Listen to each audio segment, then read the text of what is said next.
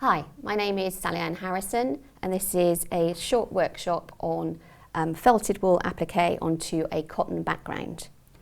In the workshop we're going to work on this little soldier guy. As you can see, he's fused down to a background and then stitched using a sewing machine blanket stitch.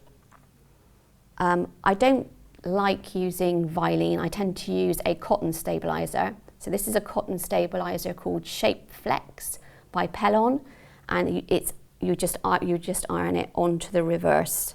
You could decide if you wanted to layer them up as you go, so sew the trousers on, then sew the boots on, then sew the jacket on piece by piece, or you can fuse them completely as I've done and then just go around the individual pieces using whatever colour you want to.